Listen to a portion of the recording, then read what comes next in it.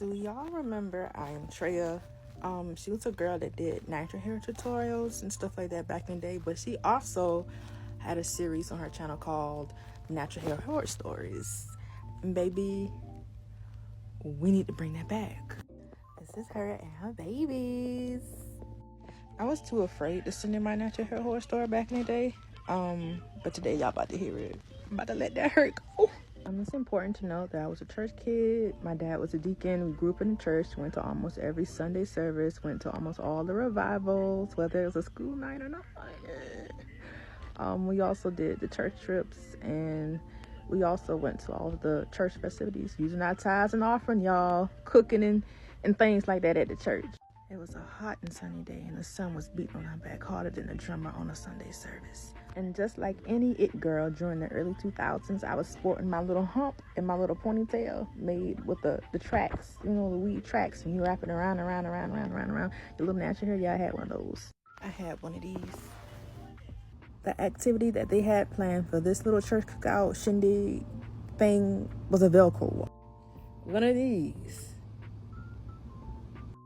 And the whole time my mom was like, don't go on there. All the big kids are on there. You too small, don't go on there. But as soon as she went inside the church, I said I was going to get in line. And I was going to go on there. I wanted to roll with the big dogs that day. And I thought because I knew just as much as the big kids that I was one of the big kids. And another thing that I hear most people saying, why when we was little, we was delusional and thought like the older boys was going to like our little selves. Like, I swear I wasn't boy crazy when I was little, but for some reason that day, I woke up and I chose to be a hopeless romantic.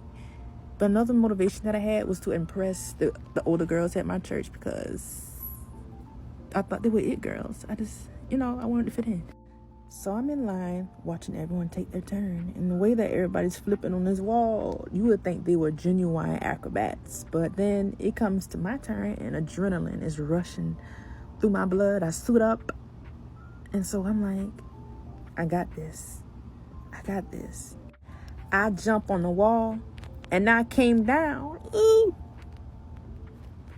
My ponytail was sticked up on the Velcro wall. My tracks was on full display on the Velcro wall. And so everybody's like, "Whoa." So I'm like, what's going on? Because at this time, I'm not aware that my ponytail is not on my head. And so everybody's pointing like, girl, no ponytail. So I turn around, I'm like, ooh. And I snatched my ponytail off the wall and I ran to go find my mama right after she told me not to get on that wall. So I ran to find my mom, and I'm like, ponytail came off. And she's like, how did ponytail come off? And I'm like, whoop. And so I'm like, yeah, I went on the wall. She's like, I told you not to go on that wall. But anyway, at the end of the day, she put my ponytail back on. She wasn't happy about it, but she did it like a good mama.